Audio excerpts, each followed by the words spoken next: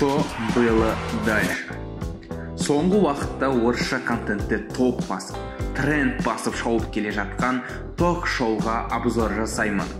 Олардың әзілдеріне сын айтатын жайым жоқ әрине, бірақ жеке өзіме ұнайды. Жарайды, тақырыпқа оралайық. YouTube-тың алгоритмдеріне байланысты бұл бағдарламаны талқылап тастайық. Ендеше кеттік. Удержание аудитории. Қазақша қаралым ұзақтығы. Мен соңғы 2 жыл бойы айтып келе жатқан удержание аудитории қанша рет алгоритм өзгерсе де, бұл кез келген уақытта тұрақты фактор болып қалады. Түсіндірейін. Видеоны неғұрлым ұзақ қараса, соғұрлым видеоның топқа шығуы, ұқсас видеолар қатарына шығуы арта түседі. Сол үшін мен қысқа видео түсіру керек деймін. Ал бұл жағдай мүлдем бөлек. Әр видеоның уақыты кемінде 1 сағат. Оған себеп бағдарламаның форматы. Бұл өте жеңіл, көңілді, күлкіге қарық қылатын күшті бағдарлама десем де болады. Бірақ барлық әзіл форматындағы видеолардың қаралым ұзақтығы жоғары болады деген сөз емес. Көрген адамдар болса бірден түсінесіздер. Көрмеген адамдарға бірден түсіндіре кетейін. Бұл 1,5 сағаттық бағдарламаға кезекпен 2 қонақ келеді. Сюжет бойынша келген қонақ өзінің өміріндегі қызықты оқиғаны айтады да кульминациясына, яғни шарықтау шегіне келген кезде әңгімесін тоқтатып, әрі қарай не болды, яғни что было дальше деп бітіреді. Кейін сол жердегі 4 стандап комиктер әңгіменің жалғасын өздерінің қызықты нұсқаларымен келтіреді. Барлығы айтып болған соң, қонақ әңгіменің шынайы нұсқасын айтып, өзіне ұнаған юмористке өзінің таңдаған сыйлығын береді. Бұл жерде байқасаңыз, оқиғаны баяндау барысында аудиторияны өзіне қаратып алады. Және қарап отырған көрерменге де соңы немен аяқталатыны қызық болады. Сөйтіп, видеоның соңына дейін қарағысы келеді. Неге қарамасқа? Еще қызықты бағдарлама. Солай видеоның қаралым ұзақтығы жоғары болады. Оны біз өзіміздің каналымыздан да көре аламыз. Егер удержание аудиторийдің көрсеткіші 40%-дан жоғары болса, нормальны деген сөз. Келесі фактор – жүргізуші мен стендаперлер. Олар бағдарламаның басынан бастап келген қонақпен субординация ұстамай, қалағанынша цензурасыз әзілдесіп, бағдарламаның ажарын аша түседі.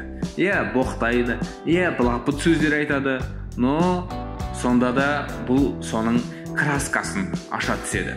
Сол үшін де қарай бергім келеді. Олардың әзілдеріне баға беретін жайым болмағасын да, бұл контенттің ішіне кірмей-ақ қояйын. Бұдан түйетініміз, кез келген бағдарламаға адами факторлар, харизма, әзілдей білу, білім өте жақсы әсер береді. Бұны біз YouTube-та глубина контента дейміз. Глубина контента.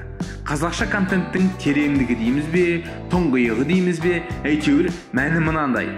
Бір адам бір ғана видеоны көргеннен кейін басқа да шығарылымдарды қарап кетсе, біздің миссиямыз орындалды деген сөз. Осыны біз глубина контента дейміз. Ал енді ең соңғы фактор ол қонақтар. Қонақтар. Не үшін? Олардың қандай қатысы бар? Мен барлық шығарылымды қарап шықтым. Басталғалы бері үзбей көріп келем. Келген қонақтардың 70%-ын бұрыннан танимын. Ал қалғанымен осы жерде таныстым. Бұл жерге әнші де, актер де, юмористер де, ғалым да, саяхатшы да, биші барлығы келген болатын. Мұнда келген адамдардың барлығы әр түрлі саладан, әрбірінің өзінің жеке аудиториясы бар. Сол арқылы бұл бағдарлама әр түрлі саланың фанаттарына, жасына да, кәрісіне де кең ауқымда танылып алды. Сондықтан да бұл видеоның бөлісу, яғни поделиться деген көрсеткіші жоғары болады. Ал YouTube бұны өз кезегінде өте актуалды контент ретінде танып, тренд, топ, ұсынылған видеолар қатарына шығуға жақсы әсерін беретінін біле жүріңіз. Түйін. Что было сейчас? Сіздерге ең маңызды деген 3 факторды көрсеттім. Олар удержание аудитории. Видеоның ұзақ қаралуына әсер етеді. Жүргізуші мен стендаперлер басқа да видеоларды қарауға әсер етеді. Үшінші, қонақтар әр түрлі аудиторияға танылуға әсер етеді. Осымен бұл бағдарламаның талқылап тастадық деп ойлаймын. Ал енді сіз қандай видеоларды талқылап көрсеткенімді қалайсыз? Комментарийге өзіңізге қызықты видеоларды жазып қалдырыңыз. Сау, саламатта болыңыз.